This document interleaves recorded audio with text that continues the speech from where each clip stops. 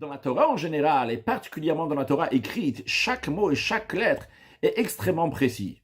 C'est la raison pour laquelle on retrouve que beaucoup de halachot de loi, on les apprend de quelques mots ou de quelques lettres qui sont dans la Torah, parce que chaque mot et chaque lettre est précis.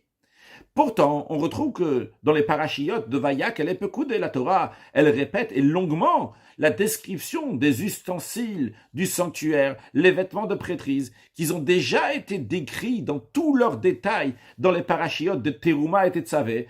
Et la Torah ne se contente pas de dire que le peuple juif a fait comme Dieu avait dit à Moshe Rabbeinu dans la paracha de Teruma et Tetzavé. La Torah dans la paracha de Vayak, elle est peu coudée, nous dit que les Juifs, ils ont fait tel et tel ustensile, tel et tel vêtement, il nous dit qu'ils ont fait tel et tel ustensile, ils ont fait avec telle longueur, telle largeur, telle hauteur, etc. Bien que les longueurs, les largeurs, les hauteurs, etc., tout ça a déjà été dit précisément dans la paracha de Teruma et Tetzavé.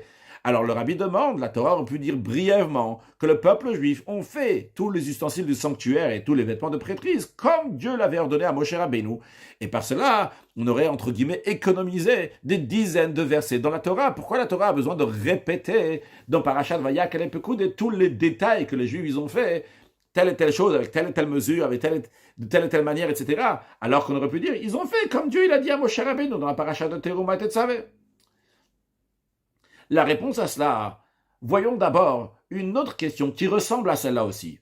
Dans la paracha de Nasso, nous avons l'inauguration du sanctuaire qui se fait à partir du premier jour du mois de Nissan 2449, environ un an après la sortie d'Égypte.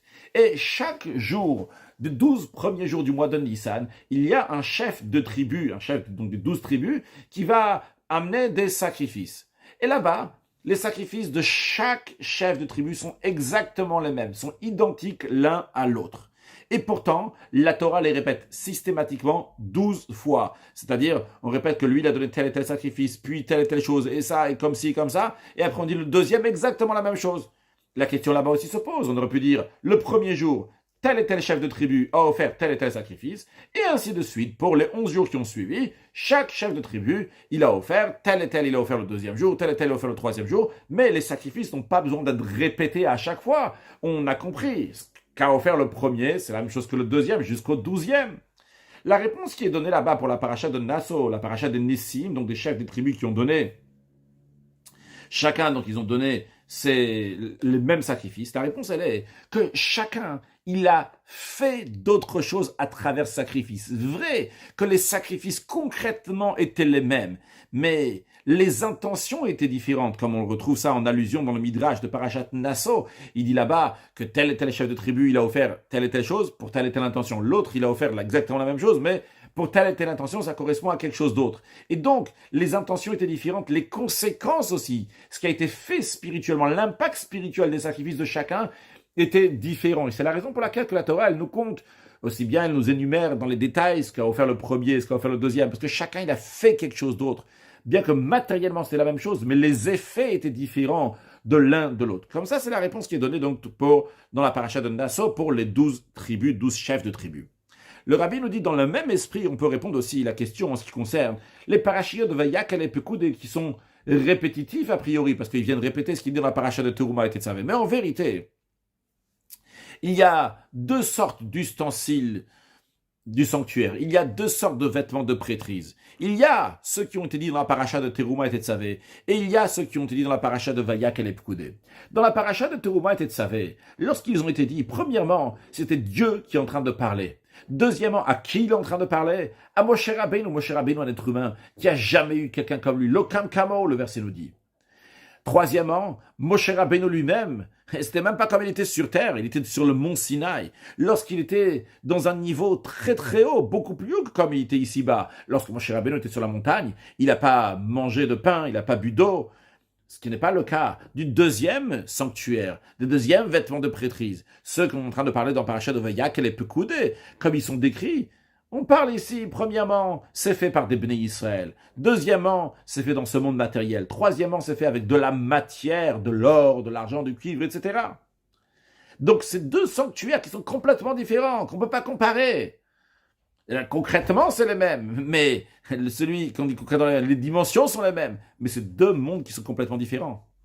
Mais le rabbi nous dit, pourtant, quand même, ce qu'il faut savoir, malgré la grande différence entre le potentiel, le sanctuaire potentiel qui est dans la paracha de Teruma et Tetzavé, et le sanctuaire concret qui est dans la paracha, il faut dire parachiyot, donc de Vayakel et Pekoudé. Mais quand même, il faut savoir que quand est-ce que c'est concrétisé le but, la volonté de Dieu, et quand est-ce que c'est accompli, ce que Dieu a promis que je vais résider parmi eux.